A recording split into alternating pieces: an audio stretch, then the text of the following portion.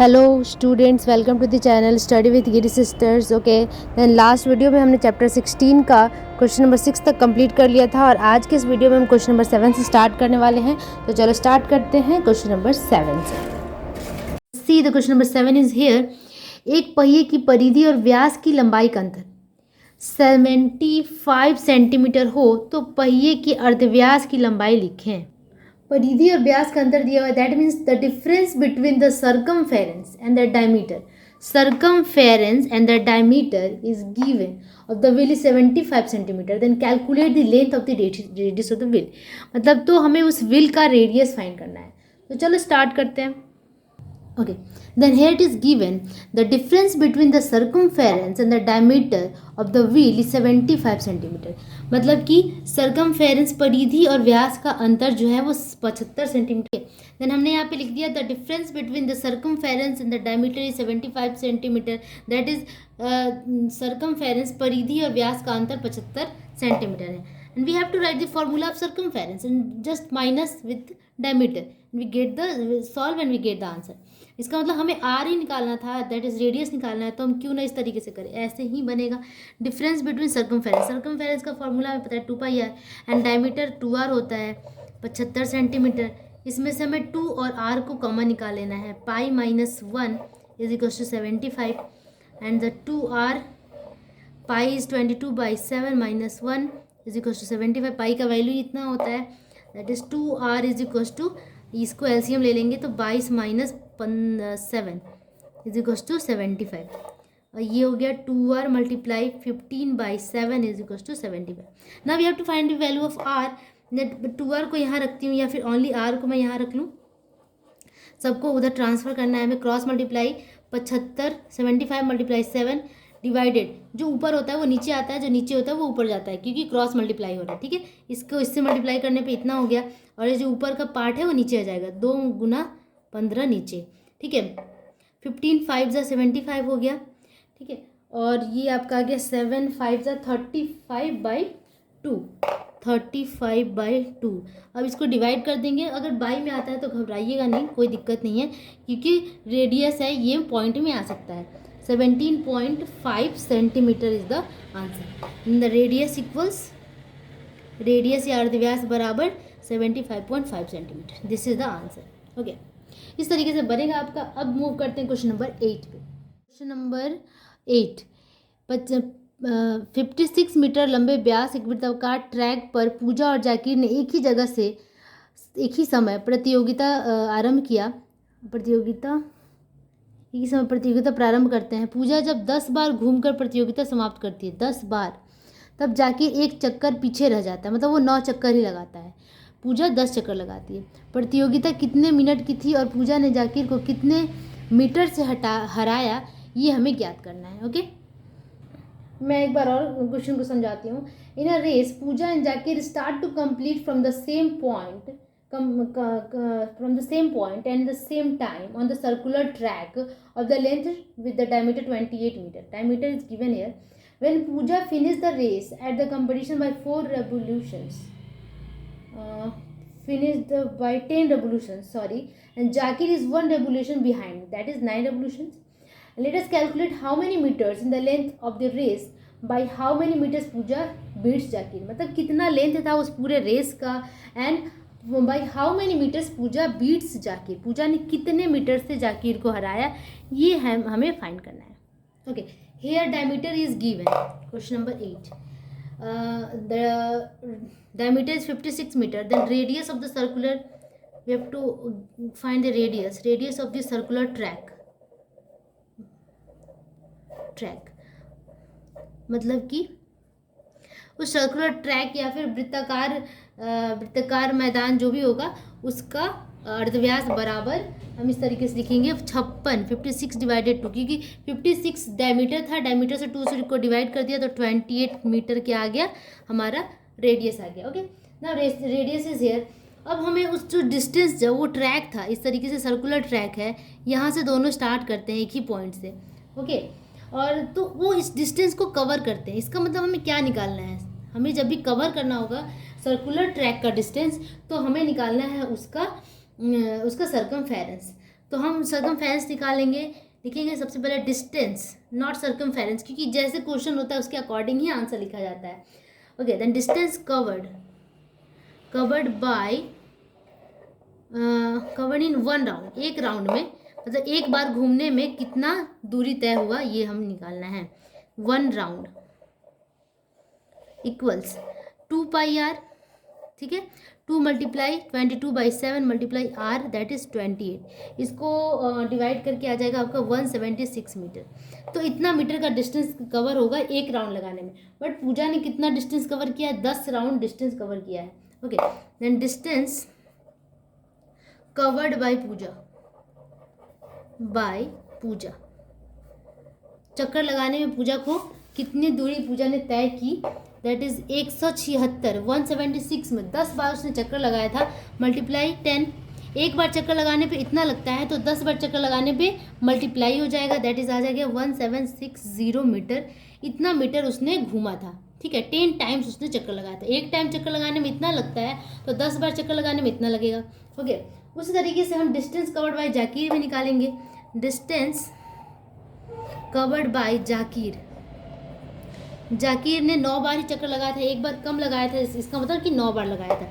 तो 176 मल्टीप्लाई 9, ठीक है। 9 से इसको मल्टीप्लाई कर देंगे तो आ जाएगा आपका 1584 मीटर, ठीक है।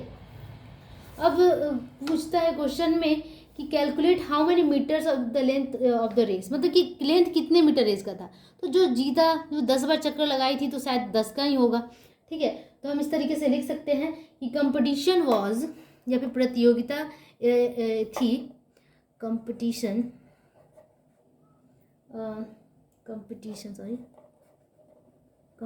वॉज ऑफ 1760 मीटर, ठीक है। प्रतियोगिता इतने मीटर की थी और पूजा डिफीटेड जाकिर, किसने, कौन जीता था? तो पूजा जीती थी, तो पूजा ने हराया जाकिर आई थिंक जेड से होना चाहिए, आई डोंट नो। जाकिर बाय, कैसे निकालेंगे? इतना पूजा ने कवर किया था, इतना जाकिर ने कवर किया था, तो उसको माइनस कर देंगे तो पता चल जाएगा कि कितना कम जाकिर ने चक्कर लगाया था। बस इसे माइनस कर देना है, और माइनस करने पे आपका एक राउंड कम, जैसे 176 मीटर आएगा, और यही आपका आंसर हो गया। Pooja defeated Zakir by 176 metres. Okay, and these two are the answers. Okay, now we are going to move on the question number 9. Okay, अब हम देखते हैं क्वेश्चन नंबर 9। ओके, हमारे मोहल्ले के एक परत कुएं की परिधि 440 सेंटीमीटर है, ठीक है। 440 सेंटीमीटर उसकी परिधि, दैट मीन सर्कमफेरेंस दिया हुआ है। इस पात कुएं के चारों ओर समान चौड़ाई का एक पत्थर का पार्ट है, मतलब एक पत्थर मोटा सा लगाया हुआ है। यदि जो पार्ट है के साथ पात कुएं की परिधि, मतलब कि उस कुएं के साथ उस पार्ट की परिधि अगर 616 मीटर हो जाती है, अब सर्कमफेरेंस इतना हो जाता है, देन पत्थर की पार्ट की चौड़ाई कितनी है ये बताया। तो उस पत्थर का जो पार्ट था उसका जो चौड़ाई था, विड्थ था, वो कितना था, ये हमें बताना है। ये जो पार्ट कुआं है इसे शायद बोरवेल कहा जाता है। Okay, radius of the borewell हमें नहीं पता है। यहाँ पे only this is given that is the perimeter of the borewell, और परिधि, ठीक है, 2πr दिया हुआ है। सर्कमफेरेंस इज गिवन है। मान लेंगे कि let radius of borewell equals, मतलब कि पात कुआं का अर्धव्यास 8 सेंटीमीटर, ठीक है। इस तरीके से होगा वो, उसके बाहर में एक पार्ट लगा होगा, ऐसे लंबा सा होता है इस तरीके से, तो इसका चौड़ाई हमें निकालना है। Okay, the radius of the borewell with the stone पैम्प, मतलब कि जो पत्थर लगा हुआ था उसके साथ उसका जो रेडियस है वो भी मान लेते हैं कि let the radius of borewell with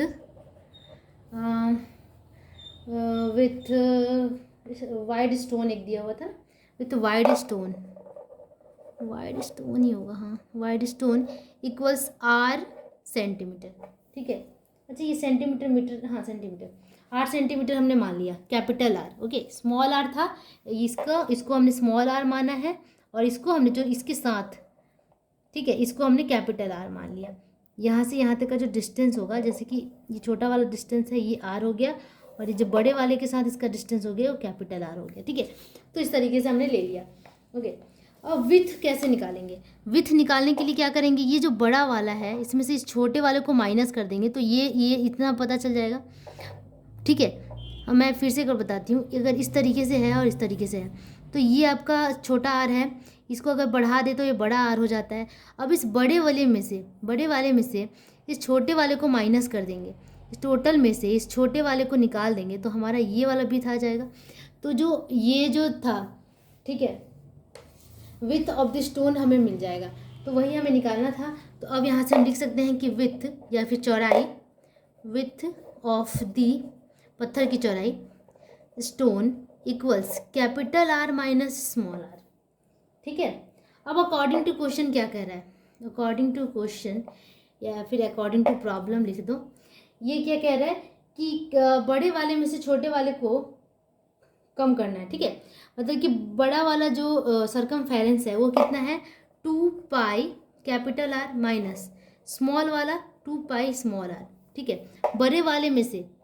बड़े वाले परिधि में से छोटे वाले परिधि को माइनस करेंगे तो बीच की परिधि हमें मिल जाएगी, ठीक है। तो वही यहाँ पे हम कर रहे हैं, और दोनों का वैल्यू है हमारे पास। तो बड़ा वाला जो परिधि था वो दिया हुआ था 616 माइनस छोटा वाला जो सरकमफेरेंस था वो भी गिवन था, विच इज़ 440 सेंटीमीटर, ठीक है। अब बड़े वाले में से छोटे वाले को माइनस कर देते हैं, बट यहाँ पे 2 पाई दोनों में कॉमन है, तो 2 पाई कॉमन निकाल लो, capital R minus small r, यहाँ से इसको माइनस करेंगे तो आ जाएगा 176 सेंटीमीटर, ठीक है।